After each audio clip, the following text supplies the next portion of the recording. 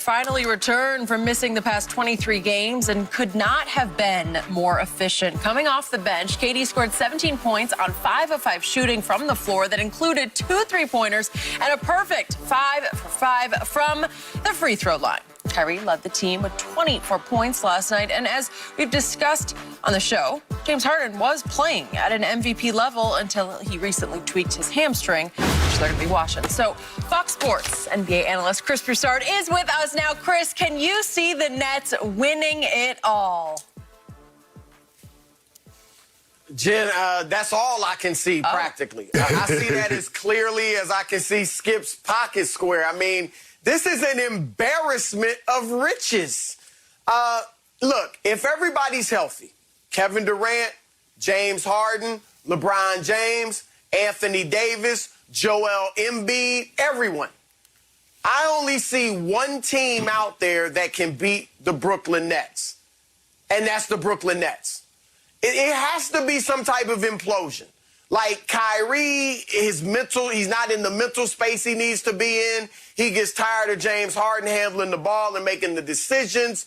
Blake Griffin gets tired of kind of being a role player. DeAndre Jordan is upset that he's not getting the same minutes now because LaMarcus Aldridge is a starter. Like, it has to be some type of internal strife or problem for this team to lose because they just have too much. And I've been concerned about it's completely unprecedented for a team to play probably what will be about 15 games together with their big three before they get into the playoffs. We've never seen a team do that and win a championship. But I was talking to Kerry Kittles, the former Net, who played in 2 finals with Jason Kidd years ago. We talked earlier this week, and he was saying, look, today's NBA is just so simple where every team does the same thing. It's all high pick and roll or drive and kick, spot up by the three-point line, or roll to the basket as a big man for an alley-oop or something like that. Every team's doing it. It's not like 15 years ago where some teams did this, some teams did that, everybody had different identities, and it would take you a while to develop some type of chemistry.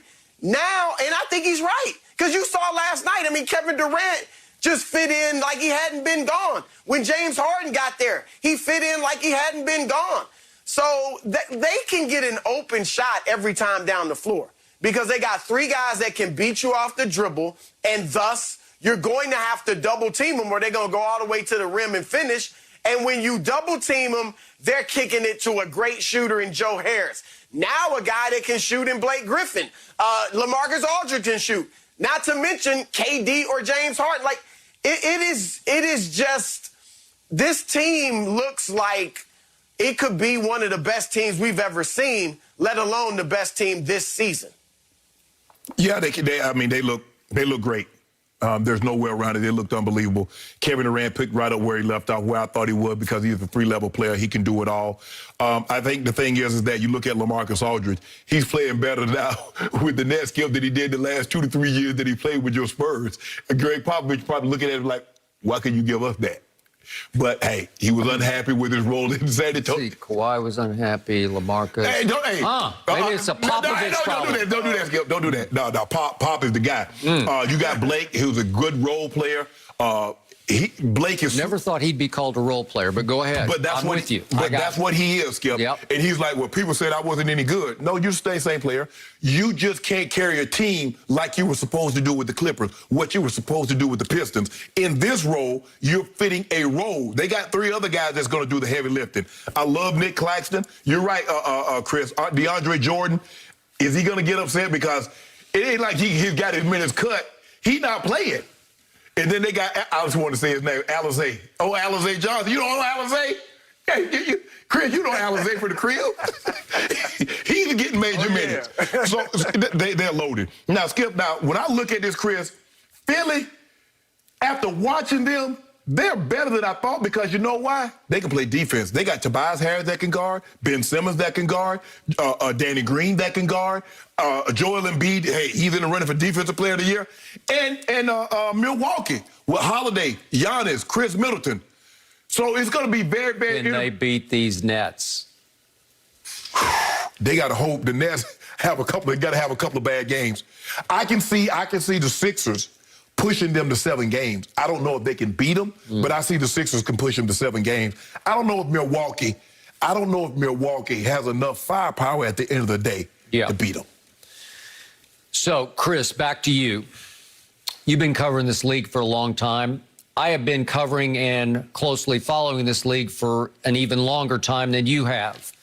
In all my days, I have never seen a team this deep in talent. In all my days, you can go back all the greatest teams we ever covered. Nobody has had this depth of talent that the Nets have assembled, because no team has ever had 6 players on its roster who have made multiple all-NBA teams. This is the first one ever.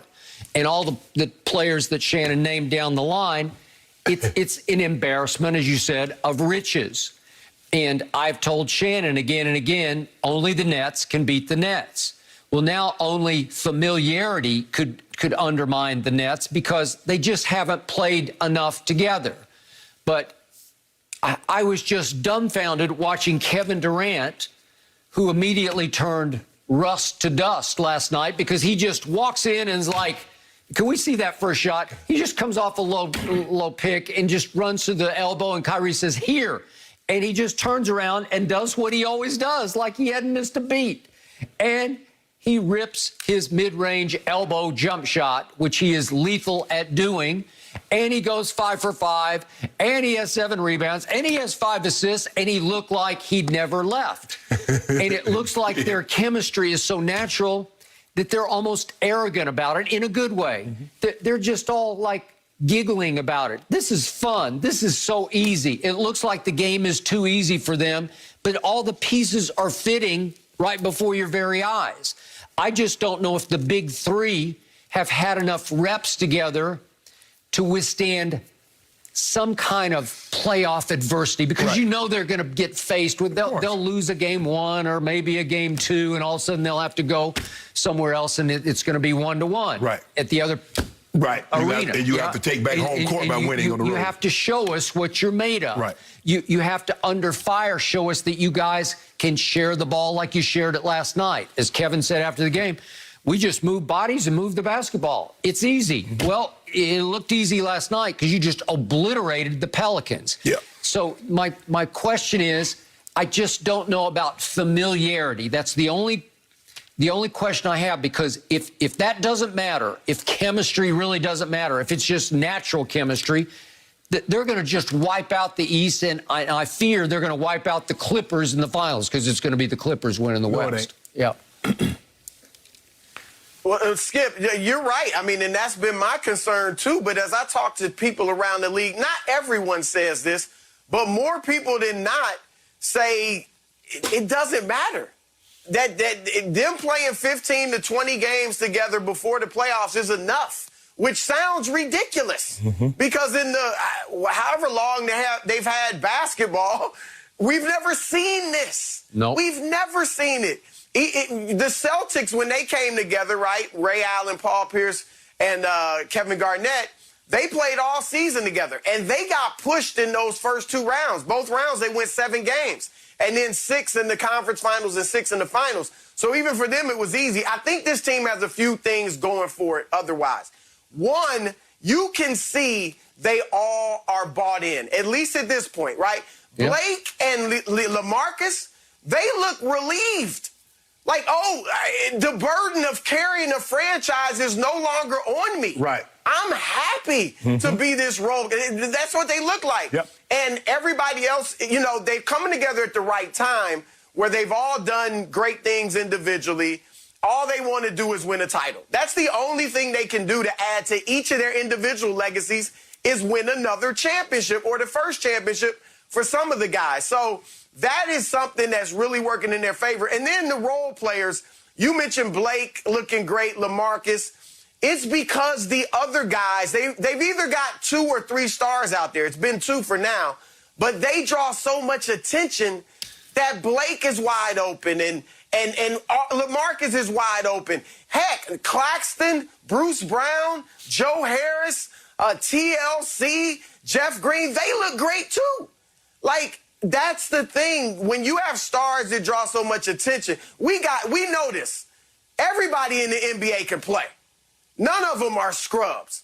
They just can't create their own stuff at that level. But when you give them open shots, right, at the rim if they're a big man, or in the perimeter if they're a shooter, they're gonna hit them.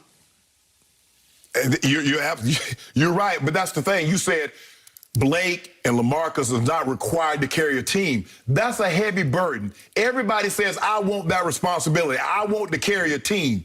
But can you? Do you really want that when the expectations are night in and night out? We saw it.